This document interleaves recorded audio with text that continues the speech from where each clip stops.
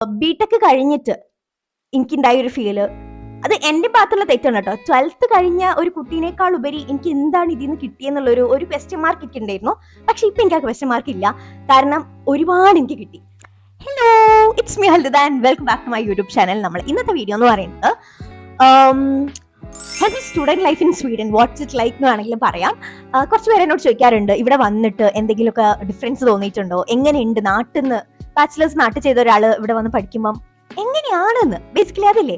അപ്പോൾ ഞാൻ ഒരു സ്റ്റോറി പറയുന്ന പോലെ തന്നെ പറയാമെന്ന് വിചാരിച്ചു. ഇവിടെ നിന്ന് എനിക്ക് വന്നിട്ടുള്ള ക്ലാസ്സുകളിലുള്ള എക്സ്പീരിയൻസ്, അതേപോലെ തന്നെ പാർട്ട് ടൈം ജോബ്, പിന്നെ cost of living, cultural differences, ഇതെല്ലാം കവർ ചെയ്തിട്ട്, മേക്കിംഗ് ഫ്രണ്ട്സ്, ഇതെല്ലാം കവർ ചെയ്തിട്ട് ഒരു സ്റ്റോറി പോലെ ഞാൻ പറയാമെന്ന് വിചാരിച്ചു. ഞാൻ ഒരുപാട് റിസർച്ച് ചെയ്തതിനു ശേഷം ഫൈനലൈസ് ചെയ്തിട്ടുള്ള ഒരു കൺട്രി ആയിരുന്നു സ്വീഡൻ. അതും സ്വീഡൻ എന്നുള്ള കൺട്രി ഫൈനലൈസ് ചെയ്തതിനു ശേഷം അല്ല ഞാൻ കോഴ്സ് നോക്കിയത്. ഞാൻ കോഴ്സ് നോക്കി കോഴ്സ് ഫൈനലൈസ് ചെയ്ത് തരാം. ആ കോഴ്സിന് ബെസ്റ്റ് ആയിട്ടുള്ള കൺട്രി നോക്കിയിട്ടാണ് ഞാൻ സ്വീഡനിൽ എത്തിയത്. അപ്പം അത്യാവശ്യം എനിക്ക് പറ്റുന്ന പോലെ ഞാൻ റിസർച്ച് ചെയ്തിട്ടുണ്ട്. ഇവിടെ വന്നിട്ട് ആദ്യം തന്നെ നമുക്ക് ഏറ്റവും ഇമ്പോർട്ടൻ്റ് ആയിട്ട് പറയാനുള്ളത് യൂണിവേഴ്സിറ്റി ലൈഫും ക്ലാസ് റൂമും ക്ലാസ്സുകളും ഒക്കെ ആണല്ലോ. നാട്ടിലുള്ളതിനേക്കാളും നല്ല ഡിഫറെൻ്റ് ആയിട്ടുള്ള രീതിയിലാണ് ഇവിടെ ക്ലാസ് സ്ട്രക്ചർ ചെയ്തിട്ടുള്ളത്. അതിൽ ആദ്യത്തെ ഒരു ഇമ്പോർട്ടൻറ്റ് കാര്യം എന്ന് പറയുന്നത്, നമ്മൾ വന്നിട്ടുള്ള ആ വീക്ക് തന്നെ ആ ഒരു സെമസ്റ്റർ ത്രൂ ഔട്ടുള്ള പ്ലാന് നമുക്ക് കിട്ടും. ഓരോ ലെക്ചറിൽ എവിടം തൊട്ട് എവിടം വരെയാണ് ഒരു പ്രൊഫസർ എടുക്കാൻ ഉദ്ദേശിക്കുന്നത് എന്നുള്ള വ്യക്തമായ ധാരണയുള്ള പ്രൊഫസർമാരായിരിക്കും നമുക്ക് ഉണ്ടാവുക. അപ്പോൾ ആദ്യം അത് കൊള്ളാലോ, കിടിലം. കാരണം നമുക്ക് ആ ഒരു സിലബസ് അല്ലെങ്കിൽ സിലബസ് എന്നല്ല, കോഴ്സ് ഷെഡ്യൂൾ നമുക്ക് തരില്ലേ, അത് വളരെ നല്ലൊരു കാര്യമാണ്. നമുക്ക് ആ ഒരു ത്രൂ ഔട്ട് പീരീഡ് അല്ലെങ്കിൽ ഒരു സെമസ്റ്ററിൽ ഏതൊക്കെ ദിവസമാണ് ബ്രേക്ക് എന്ന് വരെ നമ്മളെ ഫസ്റ്റ് ക്ലാസ്സിൽ നമുക്ക് മനസ്സിലാവും എന്നുള്ളതാണ്. പിന്നെ ഇവര് പ്രൊഫസർമാരൊക്കെ ക്ലാസ് എടുക്കുന്ന രീതിയാണെങ്കിലും വളരെ റിലാക്സ്ഡ് ആണ്. നമുക്ക് ഇപ്പൊ 10 മണിക്ക് ക്ലാസ് പറഞ്ഞിട്ടുണ്ടെങ്കിൽ ശരിക്കും ക്ലാസ് സ്റ്റാർട്ട് ചെയ്യുക 10:15. ഇവിടെ ഒരു അക്കാഡമിക് ക്വാർട്ടർ എന്ന് പറഞ്ഞൊരു സാധനം ഉണ്ട് കേട്ടോ. അപ്പൊ നമ്മൾ ക്ലാസ്സിൽ കയറുകയാണെങ്കിൽ നാട്ടിലുള്ള പോലെ ഭയങ്കര സ്ട്രിക്റ്റ് ആയിട്ട് അങ്ങനെയൊന്നല്ല. ആൻഡ് ഒരുപാട് കാര്യങ്ങൾ മകപ്പ് ചെയ്ത് പഠിക്കുക അതൊന്നല്ല. പ്രൊഫസർമാർക്ക് അവരുടേതായിട്ടുള്ള സ്ലൈഡ്സ് ഉണ്ടാവും. ആ സ്ലൈഡ്സ് നമുക്ക് ഷെയർ ചെയ്യും. ചില പ്രൊഫസർമാർ ക്ലാസ്സിന് തലേദിവസം ഷെയർ ചെയ്യും, ചിലർ ക്ലാസ് കഴിഞ്ഞിട്ട് ഷെയർ ചെയ്യും. എനിക്ക് പേഴ്സണലി തോന്നിയിട്ടുള്ളത് ഇവിടുത്തെ ക്ലാസ്സുകളൊക്കെ കുറച്ചും കൂടെ റിലാക്സ്ഡ് ആണെന്നുള്ളതാണ്. പിന്നെ നമ്മളങ്ങനെ അഡീഷണൽ ഒരുപാട് ലെക്ചർ നോട്ട്സ് ഒന്നും എഴുതിയെടുക്കേണ്ട ആവശ്യം വരുന്നില്ല. ദാറ്റ് ഡസന്റ് മീൻ ഇവിടെ സ്പൂൺ ഫീഡിങ് ആണെന്നുള്ളത്. അവർ തരുന്ന PDF സ്ലൈഡ്സിൽ അത്യാവശ്യം എല്ലാ കാര്യങ്ങളും കവേർഡ് ആയിരിക്കും. പിന്നെ നമുക്ക് ലിറ്ററേച്ചർ ആയിട്ട് ഏതൊക്കെ ടെക്സ്റ്റ് നോക്കണം അതൊക്കെ പറഞ്ഞിട്ടുണ്ടാവും. പിന്നെ ക്ലാസ്സിലും കൂടെ ഒന്ന് ശ്രദ്ധിച്ചാൽ ഒരുപാട് അങ്ങനെ എക്സ്ട്രാ നോട്ട്സ് എടുക്കാനുള്ള കാര്യങ്ങളൊന്നും ചെയ്യാനുള്ളതായിട്ട് ഉണ്ടാവാറില്ല. ക്ലാസ് എന്ന് പറയുമ്പോൾ തന്നെ അടുത്തൊരു കാറ്റഗറി എക്സാംസും അസൈൻമെന്റ്സും ഒക്കെയാണ്. ഒരുപാട് അസൈൻമെന്റ്സ് ഉണ്ടാവാറുണ്ടോ, അസൈൻമെന്റ്സ് ടഫ് ആണെന്നൊക്കെ ചോദിക്കാറുണ്ട്. അസൈൻമെന്റ്സ് ഒരുപാട് ഉണ്ടാവാറുണ്ട്. ഒരു കോഴ്സിൽ ചിലപ്പോൾ 2 അസൈൻമെന്റ്സ് അല്ലെങ്കിൽ 3 അസൈൻമെന്റ്സ് ഒക്കെ ഉണ്ടാവും. ചിലപ്പോൾ അതിൽ കൂടുതൽ ഉണ്ടാവും കേട്ടോ. അപ്പൊ ചിലത് ഗ്രൂപ്പ് അസൈൻമെന്റ്സ് ആയിരിക്കും, ചിലത് നമ്മൾ ഒറ്റയ്ക്ക് ചെയ്യേണ്ടതായിരിക്കും. ഗ്രൂപ്പ് അസൈൻമെന്റ്സ് ആണെങ്കിൽ നല്ലതാണ്, നമുക്കൊരു ഗ്രൂപ്പായിട്ട് വർക്ക് ചെയ്യാനുള്ള ഒരു എക്സ്പീരിയൻസ്. എനിക്കിവിടെ വന്ന സമയത്ത് ആദ്യമായിട്ട് ഗ്രൂപ്പായിട്ട് ചെയ്യുമ്പം നമ്മൾ വേണ്ടത്ര എഫേർട്ട് ഇടുന്നില്ലേ എന്നൊക്കെ തോന്നിയായിരുന്നു. പിന്നെ എനിക്ക് ആ ഒരു നമ്മളൊരു ഗ്രൂപ്പായിട്ട് എങ്ങനെയാ വർക്ക് ചെയ്യേണ്ടതെന്ന് മനസ്സിലാവാനും നല്ലതായിട്ട് എനിക്ക് ഫീൽ ചെയ്തിട്ടുണ്ട്. വേറൊരു കാര്യം എന്ന് പറഞ്ഞാൽ, ഈ അസൈൻമെന്റ്സ് ഒക്കെ അല്ലേ വേറെ ഏതെങ്കിലും ഒരു സൈറ്റിൽ നോക്കുക, കോപ്പി അടിക്കുക, എഴുതുക, അല്ലെങ്കിൽ വേറെ ആരെങ്കിലും നോക്കുക, കോപ്പി അടിക്കുക, എഴുതുക, അതല്ല. നമ്മളൊരു അസൈൻമെന്റ് ചെയ്യുകയാണെങ്കിൽ അതിൽ നമുക്ക് പ്രോപ്പർ ആയിട്ടുള്ളൊരു വിവരം ഉണ്ടാവും എന്നുള്ളതാണ്. നാട്ടിലൊക്കെ നമ്മൾ എന്തോ ഒരു അസൈൻമെന്റ്സ് എഴുതുന്നു, ആരെങ്കിലും എഴുതുന്നു, കോപ്പി അടിക്കുന്നു, അല്ലെങ്കിൽ ഇപ്പൊ നമ്മൾ സ്വന്തം ചെയ്യുകയാണെങ്കിലും നെറ്റിൽ നോക്കുന്നു, കോപ്പി അടിക്കുന്നത്. ഇവിടെ അതല്ല. നമുക്ക് പ്ലേജറിസം ഉള്ളതുകൊണ്ട് തന്നെ നമ്മൾ തന്നെ വാക്കിൽ എഴുതേണ്ടി വരും. ഇപ്പൊ AI ഒക്കെ നമുക്ക് യൂസ് ചെയ്യാൻ പാടില്ല എന്നൊന്നല്ല, പക്ഷെ അതിനൊക്കെ ഒരു ലിമിറ്റേഷൻ ഉണ്ട്. അതുകൊണ്ട് തന്നെ നമ്മളൊരു ടോപ്പിക്കിൽ നമ്മളൊരു അസൈൻമെന്റ് ചെയ്യുമ്പോൾ ഒരു ന്യൂമറിക്കൽ ഒരു അസൈൻമെന്റ് ആയിട്ട് ചെയ്യുകയാണെങ്കിലും നമുക്ക് ആ ന്യൂമറിക്കൽ മനസ്സിലാവും എന്നുള്ളതാണ് ഇവിടെ ഞാൻ കണ്ടിട്ടുള്ള വലിയൊരു പ്ലസ് പോയിന്റ്. നാട്ടിലത്തെ നിന്ന് വ്യത്യാസമായിട്ട് എനിക്ക് തോന്നിയിട്ടുള്ളതും അതാണ്. എക്സാമിന്റെ കാര്യമാണെങ്കിൽ എക്സാം ഇവിടെ കുറച്ച് ലോങ് ഡ്യൂറേഷനുള്ള എക്സാം ആണ്. 5 to 6 hours വരെയുള്ള എക്സാംസ് എനിക്ക് ഉണ്ടായിട്ടുണ്ട്. എനിക്ക് ഒരു എക്സാം 5 hours, ഒരു എക്സാം 6 hours ഉണ്ടായിട്ടുണ്ട്. ബാക്കിയെല്ലാം 4 to 5 hours രീതിയിലാണ് ഉണ്ടായിട്ടുള്ളത്. നമുക്ക് ഫുഡും വെള്ളവും അതൊക്കെ ഉള്ളിലേക്ക് എടുക്കാം, പക്ഷെ വേറെ ഒന്നും എടുക്കാൻ പറ്റില്ല. ചില എക്സാംസ് ഓപ്പൺ ബുക്ക് ആയിരിക്കും. അത് എന്റെ കേസിൽ എനിക്ക് 2 കോഴ്സിന് മാത്രമേ ഓപ്പൺ ബുക്ക് എക്സാം ഉണ്ടായിട്ടുള്ളൂ. ബാക്കി എല്ലാം എനിക്ക് പഠിച്ച് പാസ്സായി എഴുതി വരേണ്ട എക്സാംസ് തന്നെയായിരുന്നു. ചില കോഴ്സുകൾക്ക് എക്സാംസ് ഉണ്ടാവാത്ത കോഴ്സും ഉണ്ട്. അത് നിങ്ങൾക്ക് നോക്കിയിട്ട് സെലക്ട് ചെയ്യാം. പക്ഷെ എന്റെ കേസിൽ എക്സാംസ് ഉണ്ടായിരുന്നു, അസൈൻമെന്റ്സ് ഉണ്ടായിരുന്നു, ഗ്രൂപ്പ് വർക്ക്സ് ഉണ്ടായിരുന്നു, പ്രൊജക്ട്സ് ഉണ്ടായിരുന്നു, എല്ലാം ഉണ്ടായിരുന്നു, ലാബ് വർക്ക്സ് ഉണ്ടായിരുന്നു. ബട്ട് ഇപ്പൊ എന്റെ എല്ലാ കോഴ്സുകളും കഴിഞ്ഞു ഞാനിപ്പോ തീസിസ് ചെയ്യുന്നത്. അതുകൊണ്ട് എനിക്ക് പറയാം, ഞാൻ എടുത്തിട്ടുള്ള one of the best decisions ആയിരുന്നു ഇങ്ങോട്ട് വരിക എന്നുള്ളത്. ബിടെക് കഴിഞ്ഞിട്ട് എനിക്കുണ്ടായ ഒരു ഫീല്, അത് എന്റെ ഭാഗത്തുള്ള തെറ്റാണ് കേട്ടോ. 12th കഴിഞ്ഞ ഒരു കുട്ടീനേക്കാൾ ഉപരി എനിക്ക് എന്താണ് ഇതിൽ നിന്ന് കിട്ടിയെന്നുള്ള ഒരു ക്വസ്റ്റ്യൻ മാർക്ക് ഒക്കെ ഉണ്ടായിരുന്നു.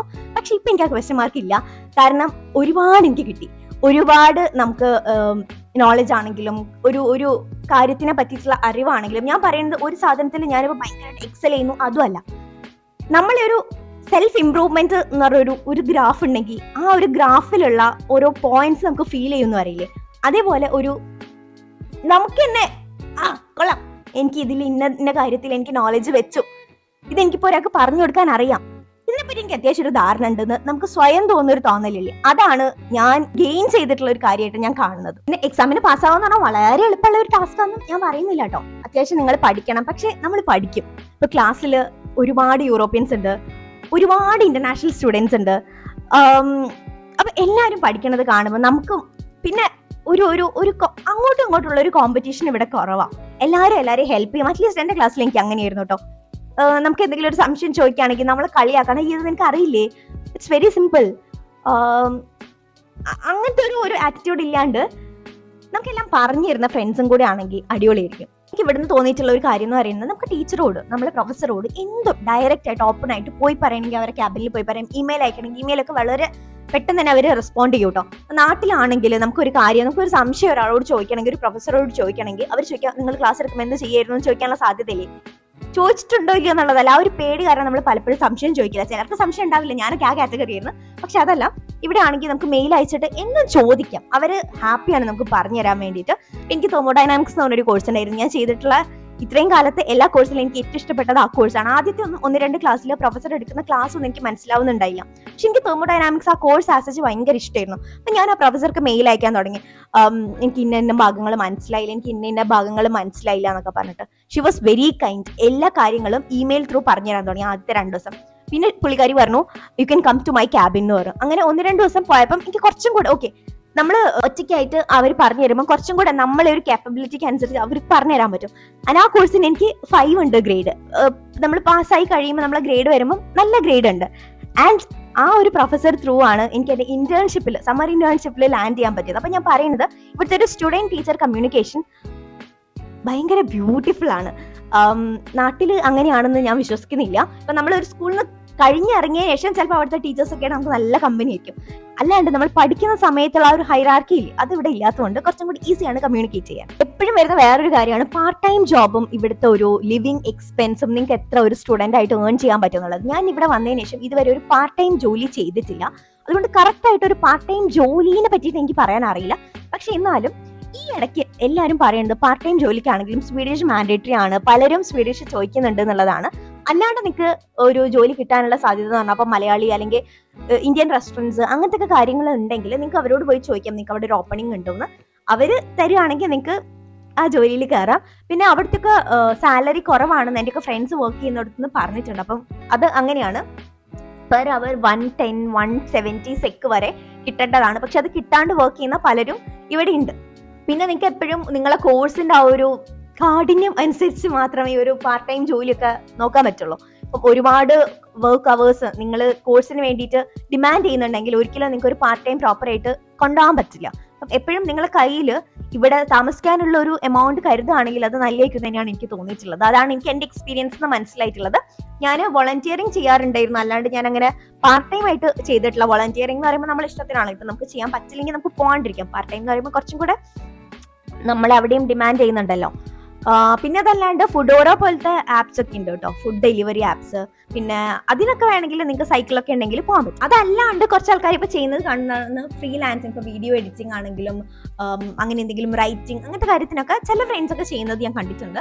ഞാൻ ഇതുവരെ ഒന്നും ട്രൈ ചെയ്തിട്ടില്ല. സോ അതാണ് പാർട്ട് ടൈം ജോബിനെ പറ്റിയിട്ട് എനിക്ക് പറയാനുള്ളത്. ഇന്നത്തെ കാര്യം കോസ്റ്റ് ഓഫ് ലിവിങ്, അക്കോമഡേഷൻ ഒക്കെയാണ്.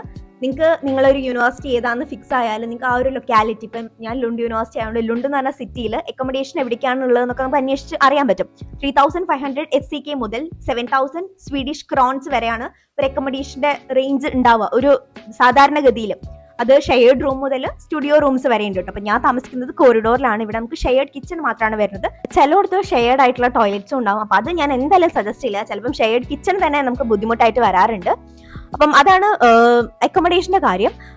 വലിയൊരു പാർട്ട് നിങ്ങളൊരു മന്തില് ഒരു വലിയൊരു എമൗണ്ട് മാറുന്നത് അക്കോമഡേഷൻ റെന്റിന് വേണ്ടിയിട്ടാണ്. ഞാനിപ്പോൾ കറന്റ് പേ ചെയ്യുന്നത് 4200 സ്വീഡിഷ് ക്രോൺസ് ആണ് കേട്ടോ. അപ്പം അത് 4000, 5000, 6000 ഒക്കെ കൊടുക്കുന്ന ഫ്രണ്ട്സ് എനിക്ക് തന്നെ ഉണ്ട്. പിന്നത്തെ ഒരു വലിയ കാറ്റഗറി നമുക്ക് ഒഴിച്ചുവിടാൻ പറ്റാത്തത് ഫുഡും ഗ്രോസറി പർച്ചേസ് ഒക്കെയാണ്. റീസെന്റ് എല്ലായിടത്തും വില കൂടിയിട്ടുണ്ട്. ഇക്കയിലാണെങ്കിലും വില്ലീസിലാണെങ്കിലും ഒക്കെ വില കയറിയിട്ടുണ്ട്. പക്ഷെ അങ്ങനെ ഒരുപാട് വലിയ വ്യത്യാസമൊന്നും വന്നിട്ടില്ല. എന്നാലും മാസം ഒരു 2000 മുതൽ 2500 സ്വീഡിഷ് ക്രോൺസ് വരെ നിങ്ങൾക്ക് ഗ്രോസറി പർച്ചേസിന് വേണ്ടി വരും എന്നാണ് എന്റെ ഒരു പ്രാഥമിക നിഗമനം. എനിക്ക് അത്രയൊക്കെ വരാറുണ്ട് കേട്ടോ. ഇപ്പൊ ചിലപ്പോൾ നിങ്ങൾ പുറത്തുനിന്ന് ഓർഡർ ചെയ്യുകയാണെങ്കിൽ കുറച്ച് അങ്ങോട്ടും ഇങ്ങോട്ടൊക്കെ ഫ്ലക്ച്വേറ്റ് ചെയ്യും. നിങ്ങൾ അധികം താമസിക്കുന്ന ലൊക്കാലിറ്റിന് അടുത്ത് തന്നെ ഇപ്പൊ ലിഡിലോ വില്ലീസ് ഒക്കെ ഉണ്ടെങ്കിൽ അത് തന്നെ ഓപ്റ്റ് ചെയ്യാം. കാരണം വില്ലീസ് ആണ് എനിക്ക് കൂടുതൽ ചീപ്പായിട്ട് തോന്നിയിട്ടുള്ളത്. ലിഡിലും ചീപ്പാണ്. ലിഡില് ഫ്രൂട്ട്സും വെജിറ്റബിൾസ് ഒക്കെ കുറച്ചുകൂടെ നല്ലത് കിട്ടും. ബാക്കിയെല്ലാം ഞാൻ എപ്പോഴും വില്ലീസിൽ തന്നെ പോയിട്ടാണ് വാങ്ങിക്കാറുള്ളത്. പിന്നത്തെ ഒരു എക്സ്പെൻസ് പബ്ലിക് ട്രാൻസ്പോർട്ട് ആണ്. ഇപ്പൊ മന്ത്ലി പാസ് നിങ്ങൾ എടുക്കുന്നുണ്ടെങ്കിൽ ഓരോ സിറ്റിക്ക് അനുസരിച്ച് നിങ്ങളെ മന്ത്ലി പാസിന്റെ എമൗണ്ട് മാറും. ഇവിടെയാണെങ്കിൽ 426 സ്വീഡിഷ് ക്രോൺസ് ആണ് സ്റ്റുഡന്റിന് ഒരു മാസത്തേക്ക് മന്ത്ലി പാസ് എടുക്കാൻ വേണ്ടിയിട്ട്. അതല്ലാണ്ട് നിങ്ങൾക്ക് ആ ഒരു സോണിന്റെ അപ്പുറത്തേക്ക് വേറെ എങ്ങോട്ടേക്ക് പോകണമെങ്കിൽ അഡീഷണൽ അതും വരും. പ്ലസ് ഈ ഒരു 500 to 600 സ്വീഡിഷ് ക്രോൺസ് നിങ്ങൾക്ക് അക്കോമഡേഷൻ അല്ലല്ലോ, ട്രാൻസ്പോർട്ടേഷന് വേണ്ടിയിട്ട് മാറ്റി വെക്കേണ്ടി വരും. അപ്പം 10,314 ആണ് ഇപ്പം മൈഗ്രേഷൻസ് വർക്കർ ഞാനൊക്കെ വന്ന സമയത്തല്ല കഴിഞ്ഞ വർഷം പറയുന്നത്. ഈ പ്രാവശ്യം അത് കുറച്ചും കൂടെ കൂടി 10,584 സംതിങ് ആയിട്ടുണ്ട്. അത്രയൊന്നും നമുക്ക് വേണ്ടി വരില്ല. കുറച്ചൊന്നും പിടിച്ച് ജീവിച്ച ഒരു 8,000 ഉള്ളിലൊക്കെ നമുക്ക് ജീവിക്കാൻ പറ്റാവുന്നതേ ഉള്ളൂ. പിന്നത്തെ ഒരു ടോപ്പിക് എന്ന് പറയുന്നത് കൾച്ചറൽ ഡിഫറൻസും അഡ്ജസ്റ്റിംഗ് ടു സ്വീഡനും ഒക്കെയാണ്. സ്വീഡൻ എന്ന് കേൾക്കുമ്പോൾ എല്ലാവരും പറയാറോ അത് ഭയങ്കര വെതർ ഭയങ്കര മോശമായിട്ടുള്ള ഒരു രാജ്യമാണ്, ബ്ലാക്ക് ഡിസംബർ ആണെന്നൊക്കെ. പക്ഷെ നമ്മളതൊരു മൈൻഡ് സെറ്റിന്റെയും കൂടെയാണ്. അത് കേട്ടപ്പോൾ ഞാൻ ബിടെക്കിനെ ജോയിൻ ചെയ്ത സമയത്ത് ഞങ്ങൾക്ക് എഞ്ചിനീയറിംഗ് മെക്കാനിക്സ് എന്ന് പറഞ്ഞൊരു കോഴ്സ് ഉണ്ടായിരുന്നു. അപ്പൊ ഞങ്ങൾ ഫസ്റ്റ് സെമസ്റ്ററിൽ വരുന്ന ഒരു കോഴ്സാണ്. ഫസ്റ്റ് സെമസ്റ്റർ അവിടെ എത്തിയപ്പോൾ തൊട്ട് സീനിയേഴ്സിന്റെ അടുത്ത് ഈ ഫസ്റ്റ് സെമസ്റ്ററിൽ നമ്മൾ പഠിക്കുന്ന കോഴ്സ് എല്ലാ ബ്രാഞ്ചിനും പഠിക്കാനുണ്ടാവില്ല. ഹോസ്റ്റലാണെങ്കിൽ എല്ലാവരും എഞ്ചിനീയറിംഗ് മെക്കാനിക്സ് പാസ്സാവില്ല എന്ന് പറഞ്ഞിട്ട് ആ ഒരു സാധനം നമ്മളെ തലയിൽ എഞ്ചിനീയറിംഗ് മെക്കാനിക്സ് ഞാൻ പാസ്സാവില്ല നമ്മൾ വിചാരിക്കില്ലേ. അതേപോലെ തന്നെയാണ് സ്വീഡനിലെ വെതറും. എല്ലാവരും ഇതങ്ങനെ പറയും സ്വീഡനിലെ വെതർ അങ്ങനെയാണ്. കുറച്ചുകൂടെ നോർത്തേൺ സൈഡിലേക്ക് ആയിരിക്കും കേട്ടോ. ഞാനിപ്പോ സദേൺ കാര്യമാണ് പറയുന്നത്. അറ്റ്ലീസ്റ്റ് ലുണ്ട് മാൽമോക്ക് ഏരിയയിൽ അഡ്ജസ്റ്റബിൾ വെതർ ആണ്. ഇപ്പൊ ഒരു 2-3 മണിയൊക്കെ ആകുമ്പോൾ ഇരുട്ടാവും എന്നുള്ളത് സത്യമൊക്കെയാണ്, എല്ലാം ഒന്നല്ല പറയുന്നത്. പക്ഷെ നിങ്ങൾക്ക് അതിനനുസരിച്ച് നിങ്ങളൊരു ദിവസം പ്ലാൻ ചെയ്താൽ കുറെയൊക്കെ നിങ്ങൾക്ക് അത് അഡ്ജസ്റ്റ് ചെയ്യാൻ പറ്റാവുന്ന കാര്യങ്ങളൊക്കെയുള്ള ആൾക്കാരൊക്കെ ഇവിടെ ജീവിക്കുന്നില്ലേ. അപ്പോൾ ആർക്കും ജീവിക്കാൻ പറ്റാത്ത ഒരു സ്ഥലമാണെങ്കിൽ ആരും ജീവിക്കൊന്നുമില്ലല്ലോ. അപ്പൊ അതൊക്കെ അത്രേ ഉള്ളൂ. എനിക്ക് സ്വീഡൻ ആസ് സച്ച് ഇഷ്ടമായിരുന്നു. സ്പ്രിങ്ങിനും സമ്മറിനും അതിൻ്റെതായിട്ടുള്ള ഒരു ബ്യൂട്ടി ഉണ്ട്. സൂര്യനെ കാണുമ്പോൾ നമുക്ക് സന്തോഷം വരും, അതൊക്കെ ഉള്ളതാണ്. സ്നോയിലും അതിൻ്റെതായിട്ടുള്ള ഒരു ബ്യൂട്ടി ഉണ്ട്. പിന്നെ പ്രോപ്പർ ആയിട്ടൊക്കെ ഡ്രസ്സ് ചെയ്താൽ പുറത്തിറങ്ങാവുന്നതേ ഉള്ളൂ. ഞാൻ എപ്പോഴും മഞ്ഞ കണ്ട് അപ്പം ഞാൻ പുറത്തേക്ക് പോകും. എനിക്കിഷ്ടമാണ് മഞ്ഞൊക്കെ. അപ്പൊ അതാണ് വെതറിനെ പറ്റിയിട്ടുള്ളത്. പിന്നെ ഡിസംബർ ഒക്കെ ആയാൽ മഞ്ഞൊക്കെ ഉണ്ടാവും. നമുക്ക് നല്ലൊരു പ്രോപ്പർ ആയിട്ടുള്ള സ്വീഡിഷ് ക്രിസ്മസ് ഒക്കെ ആഘോഷിക്കാം. രസമല്ലേ? പിന്നെ ഇവിടുത്തെ മലയാളി കമ്മ്യൂണിറ്റി അല്ലാണ്ട് ഫ്രണ്ട്സിന് ഉണ്ടാക്കുന്നതൊക്കെ. ഇപ്പൊ ക്ലാസ്സിലൊക്കെ ആണെങ്കിൽ നിങ്ങൾക്ക് ഫ്രണ്ട്സ് ഉണ്ടാവുമല്ലോ. ഫ്രണ്ട്സ് ഇല്ലെങ്കിൽ നിങ്ങൾ ക്ലാസ്മേറ്റ്സിനോട് നിങ്ങൾ പോയിട്ട് സംസാരിക്കാം. ചിലപ്പോൾ അവർക്ക് ഒരു സ്റ്റാർട്ടിങ് ട്രബിൾ ഉണ്ടാവും. നിങ്ങൾ ആ ട്രബിൾ അങ്ങോട്ട് ഒഴിവാക്കി കൊടുക്കും, നിങ്ങൾ അങ്ങോട്ട് സംസാരിക്കും. എനിക്കൊന്നും ഒരാളോട് അങ്ങോട്ട് പോയി സംസാരിക്കാൻ പേഴ്സണലി ബുദ്ധിമുട്ടുള്ള ഒരാളല്ല കേട്ടോ. ഒരു 5 ആൾ നിൽക്കുന്ന ഒരു ഗ്രൂപ്പിൽ ആരും സംസാരിക്കണില്ലെങ്കിൽ എനിക്ക് ആ ലീഡ് എടുക്കാൻ എനിക്ക് ബുദ്ധിമുട്ടൊന്നുമില്ല. ദാറ്റ് ഡസന്റ് മീൻ എപ്പോഴും പോയിട്ട് ഞാൻ അങ്ങനെ കളകളാന്ന് പറയുന്നത്. പിന്നെ എനിക്ക് ഫീൽ ചെയ്തിട്ടുള്ള ഒരു കാര്യം, എന്തൊക്കെയാണെങ്കിലും നമുക്ക് നമ്മളെ മദർ ടങ് മലയാളം ആയതുകൊണ്ട് മലയാളത്തിൽ സംസാരിക്കാൻ പറ്റുന്നതിന് ഒരു ലിമിറ്റേഷൻ ഉണ്ട്. ക്ലാസ്സിൽ ഇപ്പം മലയാളികൾ ആരുമില്ല. അപ്പൊ നമ്മൾ എപ്പോഴും ഇംഗ്ലീഷിൽ സംസാരിച്ചുകൊണ്ടിരിക്കണം. അതിന്റെ ഒരു പ്രോ സൈഡ് എന്ന് പറഞ്ഞാൽ നമ്മൾ ഇംഗ്ലീഷ് കുറച്ച് ഇമ്പ്രൂവ് ആവുന്നുള്ളതാണ്. അല്ലെങ്കിൽ ഡെയിലി നമ്മൾ കേൾക്കണ നമ്മളെ ചുറ്റുപാടും ഫുൾ ഇംഗ്ലീഷ് ആണല്ലോ സംസാരിച്ചുകൊണ്ടിരിക്കുന്നത്. അല്ലാത്ത പക്ഷെ എനിക്ക് അങ്ങനെ ഇവിടെ ഫ്രണ്ട്സിനെ ഉണ്ടാക്കാൻ ബുദ്ധിമുട്ടൊന്നും തോന്നിയിട്ടില്ല. അപ്പൊ കൊറിഡോറിലാണെങ്കിലും ക്ലാസ്സിലാണെങ്കിലും നമ്മൾ അങ്ങോട്ട് സംസാരിക്കാം. ചില ആൾക്കാരെ നമ്മളെ വൈബിന് പറ്റിയത് അല്ലെങ്കിൽ സംസാരിക്കാണ്ടിരിക്കാം. അപ്പൊ അതല്ലാണ്ട് മലയാളികളാണെങ്കിൽ മലയാളി കമ്മ്യൂണിറ്റീസ് ഒക്കെ ഉണ്ട്. വരുമ്പോൾ തന്നെ നിങ്ങൾക്ക് അറിയാൻ പറ്റുമെന്ന് എനിക്കറിയില്ല. അസോസിയേഷനിലാണ് ഇപ്പൊ നമുക്കിവിടെ ലുണ്ടില് മലയാളി അസോസിയേഷൻ അല്ല, മലയാളി ഒരു കമ്മ്യൂണിറ്റി ഉണ്ട്. അത്യാവശ്യം കുറെ ആൾക്കാരുള്ള. അപ്പൊ ഒരുപാട് പേര് എനിക്ക് പറയാം. അപ്പൊ അതല്ലാണ്ട് ഇപ്പൊ ഞാൻ ഡാൻസ് ക്ലാസ് പോകുന്നുണ്ട്, അവിടെയും ഒരു മലയാളി കമ്മ്യൂണിറ്റി ഉണ്ട്, അല്ലാണ്ട് ഒരു ഇന്ത്യൻ കമ്മ്യൂണിറ്റി ഉണ്ട്. അപ്പം അങ്ങനെ നമ്മള് നെറ്റ്വർക്ക് ചെയ്യാം. നെറ്റ്വർക്കിംഗ് എന്ന് പറയുമ്പോൾ ഇപ്പം ഇവിടെ എല്ലാത്തിനും ഇപ്പൊ ജോലിക്കാണെങ്കിലും ആൾക്കാർ പറയുന്ന ഒരു കാര്യമാണ് നെറ്റ്വർക്കിംഗ് ഉള്ളത്. ഇപ്പൊ നമുക്ക് മനസ്സിലാവുന്ന ഒരു കാര്യത്തിൽ പറയുന്നത്, ഇപ്പൊ നമ്മളൊരു കല്യാണ വീട്ടിൽ പോയാല് അവിടുന്ന് ഒരാൾ പറയും, ഇപ്പൊ എന്റെ അമ്മമ്മ പറയും, ഇത് നമ്മളെ കുഞ്ഞുമ്മനെ മോളാന്ന് പറയുമ്പോൾ അതൊരു കൈൻഡ് ഓഫ് നെറ്റ്വർക്കിംഗ് ആണ്. അയാളെ നമുക്ക് പരിചയപ്പെടുത്തി തരാം. അതേപോലെ തന്നെയാണ് ഇപ്പൊ നമ്മൾ വേറെ ഒരാളെ മീറ്റ് ചെയ്യുമ്പോൾ, ഞാൻ നിങ്ങൾ ആ ഒരു ഇവന്റിൽ കണ്ടിട്ടുണ്ട്, ഈ ഒരു ഇവന്റിൽ കണ്ടിട്ടുണ്ട്, നിങ്ങൾ സംസാരിച്ചത് നന്നായിരുന്നു. ആ ഒരു ബേസിക് ആയിട്ട് നമ്മൾ അവരുമായിട്ടൊന്ന് സംസാരിച്ച്, അതാണ് നെറ്റ്വർക്കിംഗ് എന്ന് ഉദ്ദേശിക്കുന്നത്. അതേപോലെ നിങ്ങൾ ഫ്രണ്ട്സിന്റെ അടുത്താണെങ്കിലും, ഫ്രണ്ട്സ് എന്നുള്ളത് ക്ലാസ്മേറ്റ്സിന്റെ അടുത്താണെങ്കിലും, നിങ്ങൾ റാൻഡം ആയിട്ട് കാണുന്ന ആരോടാണെങ്കിലും നിങ്ങൾക്ക് ഒരു ഹലോ പറയാം. ലിങ്ക്ഡിനിൽ കണക്ട് ചെയ്യണമെങ്കിൽ കണക്ട് ചെയ്യാം, ഇൻസ്റ്റഗ്രാമിൽ കണക്ട് ചെയ്യണമെങ്കിൽ കണക്ട് ചെയ്യാം. ഡിപ്പെൻസ്. നിങ്ങൾ ഒരു എഫേർട്ട് അതിന് ഇടണം. അല്ലാണ്ട് എല്ലാവരും ഇങ്ങോട്ട് വന്നിട്ട് ഞാനൊന്ന് നിങ്ങളോട് മിണ്ടിക്കോട്ടെ എന്ന് ആരും ചോദിക്കില്ല. നമ്മൾ ഇങ്ങോട്ട് വരാനുള്ള ഒരു ഡിസിഷൻ എടുത്തില്ലേ, അതിനെ നമ്മൾ ഭയങ്കര പ്രൗഡ് ആവേണ്ട ഒരു കാര്യമാണ്. ഒരു 23-24 വയസ്സിൽ പാരന്റ്സിനൊക്കെ വിട്ടിട്ട് നമ്മൾ സ്വന്തമായിട്ട് ഒരു കൺട്രിയിലേക്ക് മൂവ് ചെയ്യുന്നു. നമ്മൾ സ്റ്റാർട്ട് ചെയ്യാണല്ലേ, മൈനസ് ആണെങ്കിലും നമ്മൾ സ്റ്റാർട്ട് ചെയ്യാൻ വേണ്ടിയിട്ടുള്ള ഒരു ഡിസിഷൻ നമ്മൾ എടുത്തില്ല. അപ്പൊ ഇങ്ങനത്തെ കുറച്ച് കാര്യങ്ങളൊക്കെ അതിന്റെ ഭാഗമാണ്. അപ്പൊ പൊസിഷൻ മാറിയിട്ടുണ്ട്. ഓക്കെ, അടുത്തത് പറയുന്നത് ഇപ്പോൾ ഫെസ്റ്റിവൽസിന്റെ ഒക്കെ കാര്യമാണ്. ഇവിടെ എന്തൊക്കെ ഫെസ്റ്റിവൽസ് ഉണ്ടാവാറുണ്ടെന്നൊക്കെ ചോദിക്കാറുണ്ട്. ഫെസ്റ്റിവൽസിന്റെ കാര്യമാണെങ്കിൽ സ്വീഡിഷ് ആയിട്ടുള്ള ക്രിസ്മസ്, പിന്നെ മിഡ് സമ്മർ, വാൽബൊരി, അതല്ലാണ്ട് ഫെറ്റസ് ഡാക്ക്, അത് ഇതെന്നൊക്കെ പറഞ്ഞിട്ട് ഓരോന്നും ഉണ്ടാവാറുണ്ട്. അതല്ലാണ്ട് മലയാളി കമ്മ്യൂണിറ്റീസിന്റെ സെലിബ്രേഷൻ ഉണ്ടാവാറുണ്ട്. ഇപ്പോൾ കഴിഞ്ഞ വർഷം ഓണം, വിഷു, ക്രിസ്മസ് ഒക്കെ ഉണ്ടായിരുന്നു. ക്രിസ്മസ് ഉണ്ടായിരുന്നു എന്ന് എനിക്ക് ഓർമ്മയില്ല കേട്ടോ. പിന്നെ അതല്ലാണ്ട് സ്റ്റുഡന്റ് കമ്മ്യൂണിറ്റിയിൽ ഹോളി സെലിബ്രേഷൻ, ദീപാവലി സെലിബ്രേഷൻ, അതല്ലാണ്ട് ഓരോരോ നമ്മൾ ഇന്ത്യയിൽ നിന്നുള്ള ഓരോരോ സ്റ്റേറ്റിൻ്റെതായിട്ടുള്ള സെലിബ്രേഷൻസും അതൊക്കെ ഉണ്ടാവാറുണ്ട് കേട്ടോ. അടുത്തൊരു വലിയ ക്വസ്റ്റ്യൻ ആണ്. സ്വീഡൻ ഒരു നല്ല ചോയ്സ് ആണ്, എസ്പെഷ്യലി മലയാളി സ്റ്റുഡൻസിന്. ഇപ്പൊ ഞാൻ എന്റെ ഇതിൽ പറയുകയാണെങ്കിൽ ഞാൻ 100% യെസ് എന്ന് പറയും. നല്ല ക്വാളിറ്റി ഓഫ് എഡ്യൂക്കേഷൻ കിട്ടുന്നുണ്ട്. പിന്നെ ഒരു വർക്ക് ലൈഫ് ബാലൻസ്, അതിപ്പം വർക്ക് ലൈഫ് ബാലൻസ് എന്ന് പറയുന്നതിനേക്കാളും study life balance as a student വേണമെങ്കിൽ പറയാം. പഠിക്കാനും അതിന്റെ കൂടെ തന്നെ നമ്മളതായിട്ടുള്ള ലൈഫിനും നമുക്ക് സമയം കിട്ടുന്നുണ്ട്. എല്ലാവരും നോക്കുന്ന വേറൊരു കാര്യമാണ് പോസ്റ്റ് സ്റ്റഡി വർക്ക് വിസ. അതിവിടെ 1 ഇയറിനേക്ക് നമുക്ക് അവൈലബിൾ ആണ്. സോ അതൊക്കെയാണ് ഞാനൊരു പ്രോ സൈഡ് ആയിട്ട് കാണുന്നത്. പിന്നെ ചാലഞ്ചസ് ആൻഡ് തിങ്സ് ടു കൺസിഡറിൽ വേണമെങ്കിൽ ഹൈ കോസ്റ്റ് ഓഫ് ലിവിംഗ് ആണ് സ്വീഡൻ. അത്യാവശ്യം പൈസ വേണ്ട, ജീവിക്കാൻ വേണ്ട ഒരു സ്ഥലമാണ്. പിന്നെ ടാക്സ് ഒക്കെ ഇവിടെ കൂടുതലാണ്. അതൊരു ജോലി കിട്ടിയാലേ നിങ്ങൾക്ക് ടാക്സ് വളരെയധികം കൂടുതലാണ്. നിങ്ങൾ ഓരോ ബാറിനനുസരിച്ചിരിക്കും. പിന്നെ ഇവിടുത്തെ വെതർ, ഇപ്പം അത് നിങ്ങൾക്ക് ഒരു നെഗറ്റീവ് സൈഡ് ആണെങ്കിൽ ഡെഫിനറ്റ്ലി വെതർ നിങ്ങൾക്ക് ഒരു നെഗറ്റീവ് സൈഡ് തന്നെയായിരിക്കും. അപ്പൊ എന്റെ സ്കൈ കേസിൽ ഞാൻ സ്നോ എൻജോയ് ചെയ്യുന്നെന്ന് പറയുന്നതുകൊണ്ടാണ് എനിക്ക് ഇഷ്ടപ്പെടുന്നത്. പിന്നെ വേറെ എന്താ, ലിമിറ്റഡ് പാർട്ട് ടൈം അവൈലബിലിറ്റി, അതും ഒരു വലിയ ക്രൈസിസ് ആണ്. അപ്പൊ അതൊക്കെയാണ് സ്വീഡനിലെ എന്റെ ഒരു 1.5 കൊല്ലത്തെ ഒരു എക്സ്പീരിയൻസ് വെച്ചിട്ട് സ്വീഡനിലെ സ്റ്റുഡന്റ് ലൈഫിന്റെ ഒരു രത്ന ചുരുക്കം എന്ന് വേണമെങ്കിൽ പറയാം. എനിക്കിഷ്ടമാണ് ഇവിടെ വന്നത്. എനിക്ക് ഇഷ്ടപ്പെട്ടു ഇവിടുത്തെ ഒരു സ്ഥലം, ഈ ഒരു സിറ്റി എനിക്ക് ഇഷ്ടപ്പെട്ടു, യൂണിവേഴ്സിറ്റി എനിക്ക് ഇഷ്ടപ്പെട്ടു, ഞങ്ങളെ പ്രൊഫസർമാരെ എനിക്ക് ഇഷ്ടപ്പെട്ടു, എന്റെ കോഴ്സ് എനിക്ക് ഇഷ്ടപ്പെട്ടു.